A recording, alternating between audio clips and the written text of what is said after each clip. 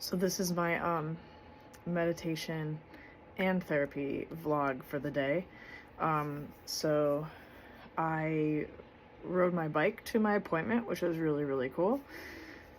Um, it's funny, I'm starting to notice, like, I used to ride my bike a lot when I was younger, like in high school. And I remember how much, like, on by myself, I really loved riding my bike by myself. It was like my time.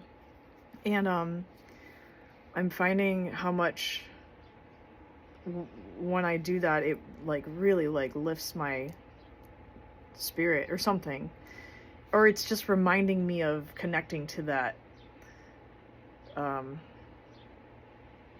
something else, right?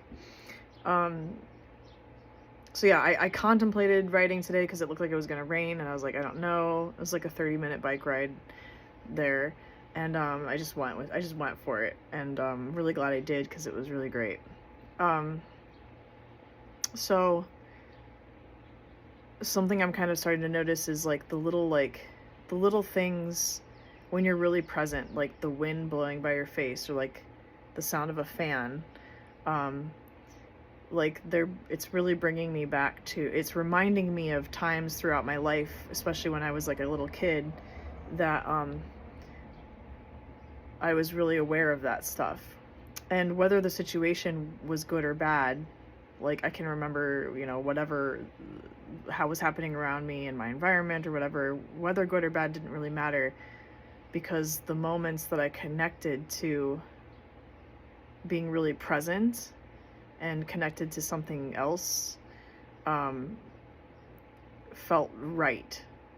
And so now when I do that now, like when I'm meditating and I'm just like really present, and like the wind and like the sounds around me are keeping me in the now, it has this really cool familiar feeling that is like a thread throughout my life, where I'm like, oh yeah, those are the times where I was present, and that's really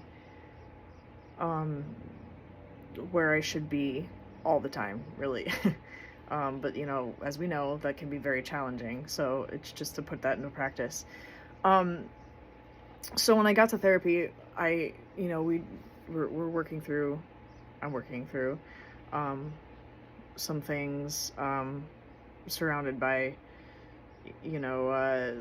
being a survivor, for one, and how that has contributed to relationships that I am drawn to. And so something that I've really been more aware of more recently, and talking to my therapist today, is how, like, I kept going back and reflecting on times throughout my life being with people, and sometimes not even only just like personal relationships, but like with friends even. And I'm like, why, what is it about this situation? Why do I feel so frustrated and angry about this person or this situation? What is it about this? What is it, And I'm starting to like really like just reflect more on what's happening. And something that I've been finding is that, so as a survivor, one thing that I think we're very, very sensitive about is when you put up a boundary or you say no or something, right? And a person, when a person doesn't hear you or respect that you said no or put up that boundary, and instead they not only challenge it but push it and disrespect that, you say like, no, stop doing that, and it might be something really dumb, like really like low key, just like a certain type of affection or a gesture that just bothers you, right? And it's happening, and you're like, and you say, and maybe you don't even really like verbalize exactly that you need it to stop, but you just kind of like back off. And then maybe you say, that's bothering me, but it keeps happening. So, and the person on the other end is probably thinking like, oh, this is like really stupid, this is small, or why is this bothering you so much? Just get over it, just deal with it. But the fact is, the truth of the matter is, regardless of whatever is happening, when you say no or stop, I don't like that, or that's bothering me, the person should just hear that and just stop and listen and respect that, no matter what it is, okay? But the thing is, what happens, I think, with survivors is, after so much time, it's like you don't really understand why this thing is bothering you, because the response of the other person, you're saying stop, and they're like, that's stupid. And then you're questioning yourself, and then it keeps happening, and then it's growing, and it's getting bigger, and it's getting bigger, and you're getting more and more angry and more frustrated. So then finally, like, you're distancing yourself, or at least for me, I would distance myself and become more like just isolated, and like, you know, eye contact would be difficult, or affection at all would be difficult. And then I'm like, why am I being an asshole? I don't understand. And I'm trying to figure out this whole thing, what's going on, what's happening. And then finally, like, taking some time to then vocalize, hey, this is really bothering me. But often it would be like, I'm angry that this is bothering me so much, and I'm probably reacting bigger than I need to. So the other person is focused on the reaction, right?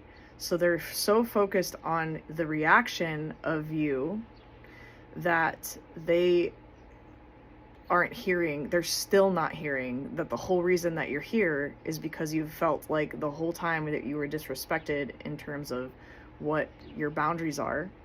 And you know, I said no, or I would like you to ask me, and then they don't do that, right?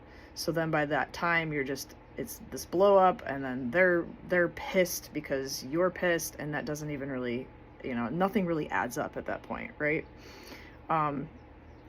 So what I'm realizing now is that I'm seeing more clearly, oh, throughout this whole time, you know, I've been vocalizing in some way a little bit throughout, maybe that I don't like this, but maybe it was subtle, but the other person's just not really receiving it. And so then by that time that I am being more vocal about it, I'm frustrated, and now they're only focused on that, and they can't even see or hear anything else. So now I'm to this place where I'm putting things into practice, where I'm like, oh, okay, I see that I'm getting frustrated with this person, right? I'm seeing it. I don't have to become completely swept away by my emotion, and I understand where this is coming from. My feeling is valid because I said no, and you're still not hearing me.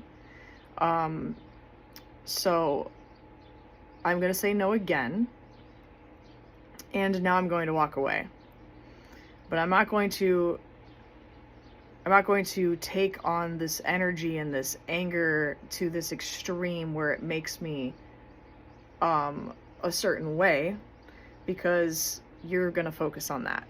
So now I can see this whole thing more clearly, and I'm seeing this whole pattern, and I'm going, okay, I'm just going to say again, no, and you can walk all over my words, and you can pretend like you're not hearing me, and you can even interrupt me with it, but I'm just going to say no, or I'm going to just walk away, you know, and like let it go, really. So that's something that I'm like kind of working with right now, and I'm realizing where I've struggled in the past is with a lot of like, I'm saying this, you're not hearing me, I'm getting more and more frustrated, and I'm realizing that I'm not safe. Like, you know, I'm setting this boundary, you're disrespecting it, and now you just want me to pretend like everything is fine, but I feel like I'm not being heard with something really important to me. And now you want to just like go on a walk or something, and I can't it's like hard to like wrap my mind around that when why would I want to go spend time and do this thing when I don't feel emotionally safe in this, with this happening right now. So there's so many components to it. And like, I think, again, as survivors, it's really important for us to check in and kind of like go throughout and go, okay, why do I, where is this stemming from? What's happening right now? And just pause. There doesn't need to be any kind of like response or reaction. If you can just pause and appreciate what's happening and say, this is allowed to happen. You know, clearly there's merit to something going on here, and I'm just going to step away and I'm going to examine this a little bit. And then, you know, keep saying no, because that's where you're at, and that's really okay, and you're allowed to do that. And if someone's pissed at you for setting a boundary, that's their issue. That's not your problem. So I don't know, that's something that I'm just kind of like working with, and really kind of in terms of trauma, in terms of triggers, and also being on the other side of it as a noticer, and really, you know, with the spiritual practice, and noticing this stuff, and instead of like taking it so heavily in and having these big feelings around it, it's more of like, no, I stand by this, and I'm just gonna walk away and let it go, and not allow it to like, you know, throw me around here and ruin my whole day. So yeah, I don't know. That was a long video, I'm sorry, but hopefully that was helpful in any sort of way. I would love to hear from you, hear your stories, opinions, and whatnot. Hopefully this was helpful. All right, have a good day.